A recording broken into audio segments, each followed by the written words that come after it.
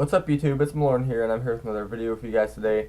This time I'm going to be reading The Red Pyramid again, but I'm going to be doing it right here because I don't really feel like sitting all the way back there. And it's easier to work all the controls and stuff from over here. So, I believe we're on chapter 8, right? Yeah, we're on chapter 8. Okay, let me find it real quick.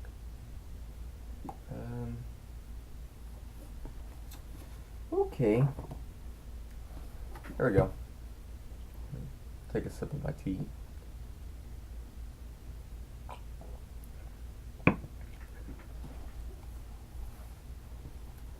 Chapter 8. Muffin Plays with Knives.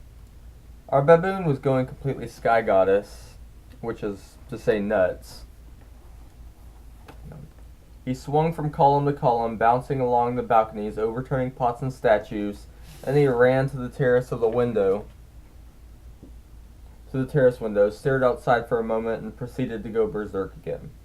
Muffin was also at the window. She crouched on all fours with her tail twitching as if she were stalking a bird. Perhaps it's just a passing flamingo, I suggested hopefully, but I'm not sure Carter could hear me over the screaming baboon. We ran to the glass doors. At first I didn't see any problem. The water exploded from the pool and my heart nearly jumped out of my chest. Two enormous creatures, most definitely not flamingos, were thrashing about with our crocodile, Philip of Macedonia. Couldn't make out what they were, only that they were fighting Philip 2 against 1.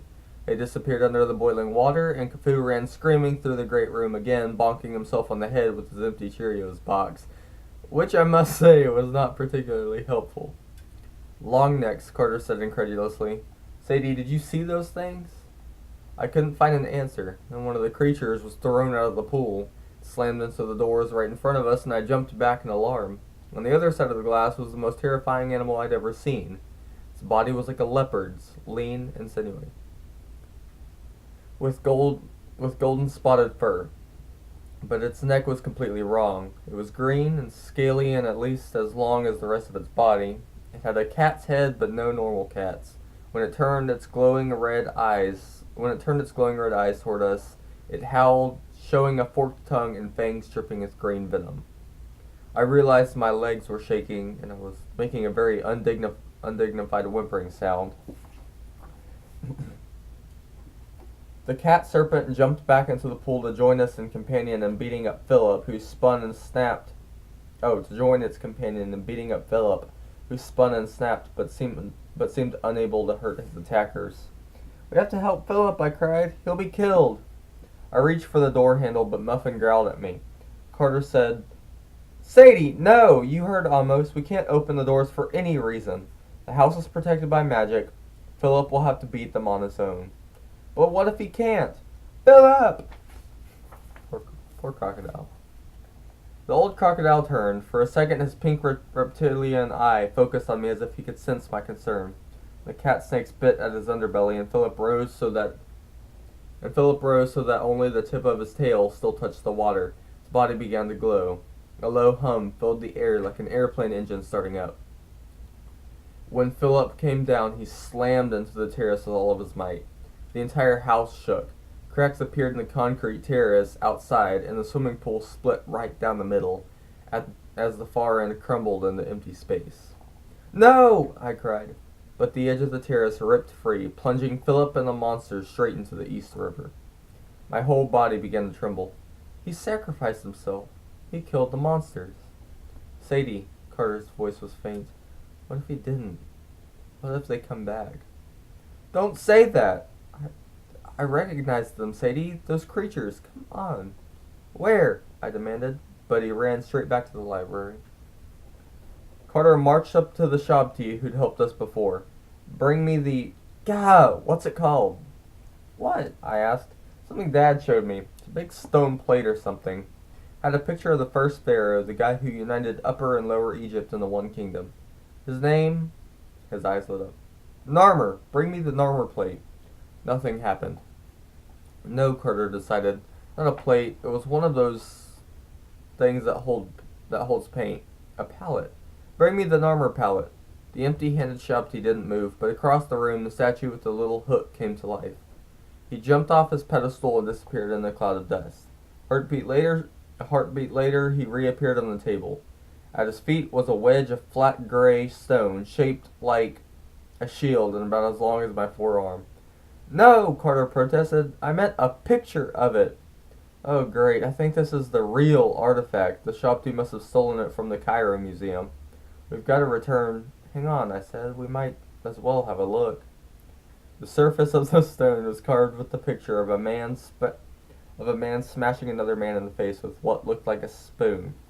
That's Narmer with the spoon, I guessed, angry because the other bloke stole his breakfast cereal. Oh, Lord. Carter shook his head. He's conquering his enemies and uniting Egypt. See his hat? That's the crown of Lower Egypt before the two countries united. Looks a bit like a bowling pin. Impossible, Carter grumbled. He looks like Dad, doesn't he? Hey. Sadie, be serious.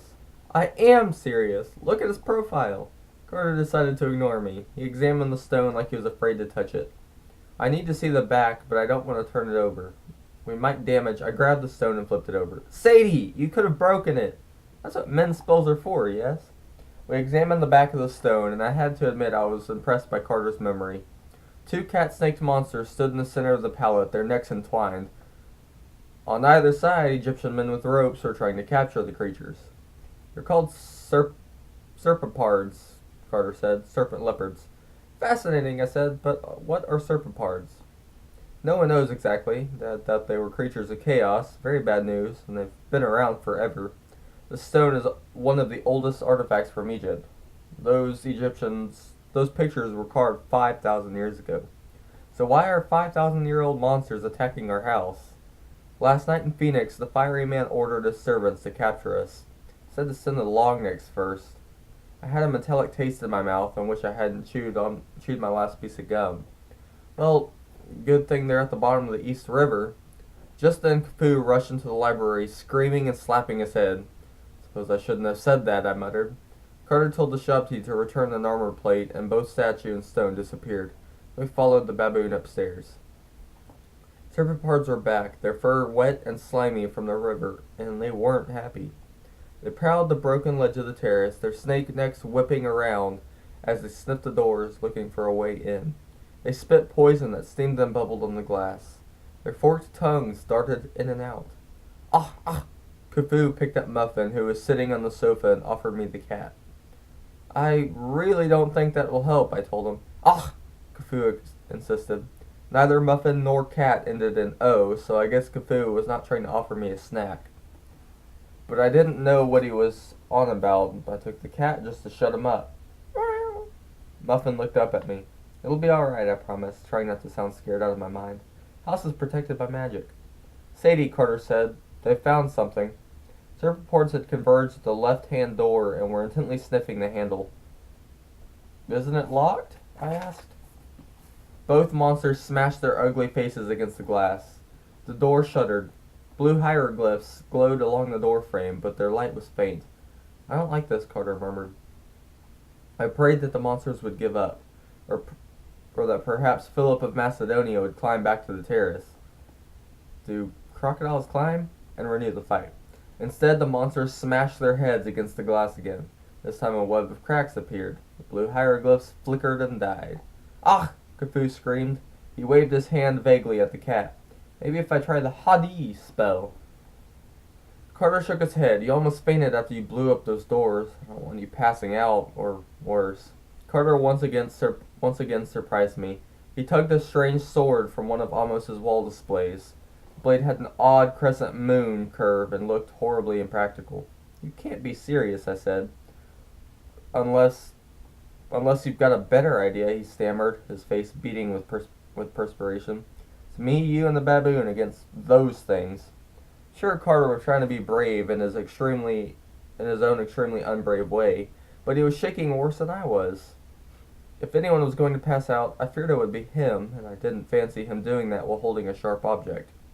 The serpipard struck a third time, and the door shattered. We backed up to the foot of Thoth's statue as the creatures stalked into the great room. Khufu threw his basketball, which bounced harmlessly off the first monster's head. He launched himself at the serpipard. Fu, don't! Carter yelled, but the baboon sank his fangs into the monster's neck. Serpapard lashed around, trying to bite him. Fu leaped off, but the monster was quick. It used its head like a bat and smacked poor Fu in midair, sending him straight through the shattered door, over the broken terrace, and into the void.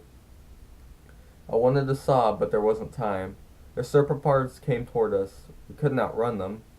Carter raised his sword. I pointed my hand at the first monster and tried to speak the haughty spell, but my voice stuck in my throat. Meow, Muffin said more insistently. Why was the cat still nestled in my arm and not running away in terror? Then I remembered something Amos had said. Muffin will protect you. Was that what Cafu had been trying to remind me? It seemed impossible, but I stammered. Muffin, I order you to protect us. Tossed her on the floor. Just for a moment, the silver pendant on her collar seemed to gleam. The cat arched her back leisurely, sat down, and began licking a front paw. Well, really, what was I expecting? Heroics? The two red-eyed monsters bared their fangs. They raised their heads and prepared to strike.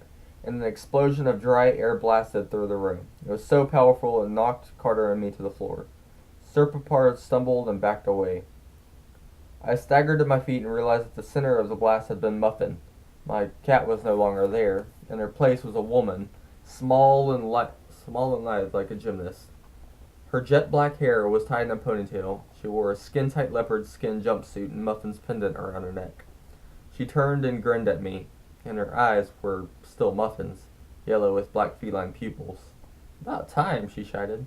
The serpapards got over their shock and charged the Catwoman. Their heads struck with lightning speed. They should have ripped her in two, but the cat lady leaped straight up, flipping 3 times and landed above them, perched on the mantel. She flexed her wrists and 2 enormous knives shot from her sleeves into her hands. Fun. Monsters charged. She launched herself between them, dancing and dodging with incredible grace, letting them lash at her futilely, while she threaded their necks together. When she stepped away, the serpapards were hopelessly intertwined. The more they struggled, the tighter the knots became. He trampled back and forth, knocking over furniture and roaring in frustration. Poor things, the Catwoman purred. Let me help. Her knives flashed, and the 2 monsters' heads thudded to the floor at her feet. Their bodies collapsed and then dissolved into enormous piles of sand. So much for my playthings, the woman said sadly. From sand they come, and to sand they return. She turned towards us, and the knife shot back into her sleeves. Carter, Sadie, we should leave. Worse will be coming. Carter made a choking sound. Worse? Who? What? All in good time, the woman stretched her arms above her head with great satisfaction. So good to be in human form again. Now, Sadie, can you open us a door through the doorway, please? I blinked. No, I don't know how. The woman narrowed her eyes, clearly disappointed. Shame. We'll need more power then. An obelisk. But that's in London, I protested. We can't. There's a nearer one in Central Park. I try to avoid Manhattan, but this is an emergency. We'll just pop over and open a portal. Portal to where? I demanded. Who are you, and why are you my cat? The woman smiled. For now, we just want the portal out of danger. As for my name, it's not Muffin. Thank you very much. It's Bast, Carter interrupted. Your pendant. It's the symbol of Bast, goddess of cats. I thought it was just decoration, but that's you, isn't it? Very good, Carter, Bast said. Now come. Well, we can still make it out of here alive. Alright, guys, that's chapter 8 of The Red Pyramid by Rick Riordan. Wow, okay. I forgot the name there for a sec. Actually, pretty surprised that I finished that in less than 20 minutes. Usually it takes me 30 minutes, 28 minutes to finish a chapter. I don't know what that was all about, but maybe it was a shorter chapter. There's some pretty long chapters in this book, but I guess considering the size, not all of them can be too long. Anyways, I hope you guys enjoyed the video. Make sure to leave a like, comment, and subscribe to my channel if you did, and I'll be having chapter 9 up shortly. Well, not today, but eventually. Shortly. Hopefully tomorrow. I just haven't, been able to do these videos lately because, just really haven't had all that much time, so. See you guys later. I know I look tired, don't I?